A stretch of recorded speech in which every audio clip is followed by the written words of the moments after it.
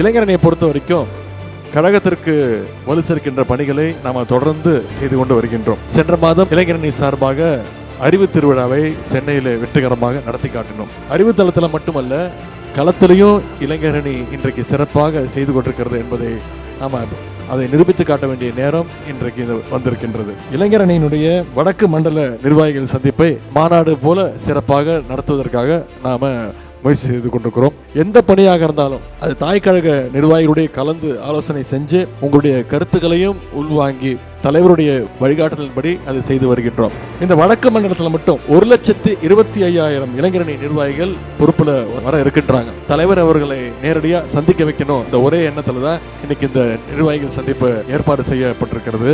எப்படி 2024 மக்களவை தேர்தலின் போது நம்முடைய சேலம் இளைஞரணி மாநாடு அந்த வெற்றிக்கு ஒரு அடித்தளமாக இருந்ததோ, அதே மாதிரி நாம நடத்த இருக்கக்கூடிய இந்த மண்டல அளவிலான இளைஞரணி நிர்வாகிகள் சந்திப்பும் 2026 சட்டமன்ற தேர்தலுக்கு அடித்தளமாக நிச்சயமாக இருக்கும் அப்படின்ற நம்பிக்கை எங்களுக்கு இருக்கு. எனவே திருவண்ணாமலையில கூடினோம், மீண்டும் வெற்றியோடு திரும்பினோம் அந்த வரலாறை நாம படைத்தாக்க வேண்டும்.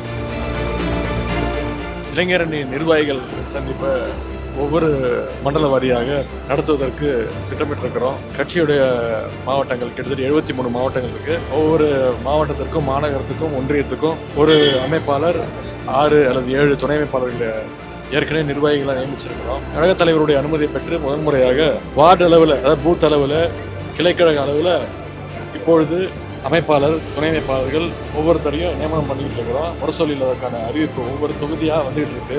வருகின்ற 2026 சட்டமன்ற தேர்தலுக்கு அவங்களை எல்லாம் தயார்படுத்தணும், அரசியல்படுத்தணும் அப்படின்ற வகையில் இந்த மண்டல சந்திப்பு ஏற்பாடுகளை முதன்முறையாக திருவண்ணாமலையில் நடத்த முடிவு செஞ்சிருக்கிறோம்.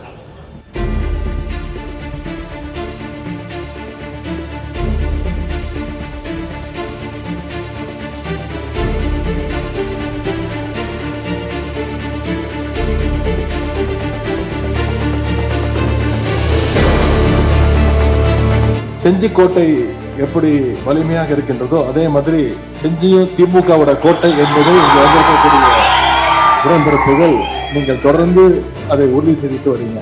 இன்னைக்கு இந்தியாவிலேயே முதல் மாநிலமாக இன்னைக்கு நம்முடைய தமிழ்நாடு சிறப்பாக செயல்பட்டு இருக்கு. இதெல்லாம் பார்த்துட்டு பொறுக்க முடியாத ஒன்றிய பாஜக அரசு, அதனுடைய அடிமைகள் தான் எப்படியாவது தமிழ்நாடு அரசுக்கு ஏதாவது ஒரு தொந்தரவு கொடுக்கணும் அப்படின்னு பல்வேறு வகையில முயற்சித்துட்டு இருக்கிறாங்க. ஒரே தேர்தல், ஒரே மதம், ஒரே மொழி, ஒரே கட்சின்னு நீங்க ஒன்றிய பாஜக அரசு செயல்பட்டு இருக்கு. இதையெல்லாம் எதிர்த்து மிகப்பெரிய ஒரு ஜனநாயக போரை நடத்திட்டு இருக்கக்கூடிய ஒரே முதலமைச்சர் நம்முடைய கழக தலைவர் தான் என்பதை தமிழ்நாட்டு மக்கள் இன்னைக்கு உணர்ந்திருக்கிறாங்க. நீங்க அடுத்த 4 மாசம் இந்த பிரச்சாரத்தை மக்கள்கிட்ட கொண்டு போய் சேர்த்து கழகம் 7வது முறையாக ஆட்சி அமைக்க வேண்டும். நம்முடைய தலைவர் முதலமைச்சர் அவர்கள் தொடர்ச்சியாக 2வது முறையாக அந்த முதலமைச்சர் நாற்காலியில் உட்காரணும்னா அந்த வெற்றி உங்க கைகள்ல தான் இருக்கு. சின்ன வயசுல இருந்து பெரியாருடைய சிந்தனை, அண்ணாவுடைய ஏழை எளியவங்களுக்கு நல்லது செய்யறாங்க அப்படின்ற ஒரு உணர்வை வச்சு இந்த கழகத்துல இணைஞ்சேங்கண்ணா. தாத்தா, அப்பா, ஆதரவு 3வது தலைமுறை வரைக்கும் நாங்கள் கட்சி பொறுப்பு தான் இருக்கிறேன். திமுகவில் கிளை செயலாளராக இருக்கிறேன். இது மற்ற கட்சியெல்லாம் இருக்கிறது மாவட்ட செயலாளர் மாதிரி நான் கிளை செயலாளராக இருக்குது. உடம்பாட்டில் உழைப்பு தான் திமுக. ஒவ்வொரு மக்களையும் சந்தித்து தினசரி அவங்க கிட்ட பேசுறோம். எலெக்ஷன் மட்டும் போய் பார்க்கறது இல்லை. தமிழ்நாட்டில் இருக்கிற ஒவ்வொரு குடும்பத்திலையும் சரிதான், இந்த திராவிட மாடல் அரசால ஏதோ ஒரு உதவி அந்த குடும்பத்துக்கு போய் சேர்ந்து பாருங்க சார். அதான் சார் திராவிட மாடல் அரசு சார்.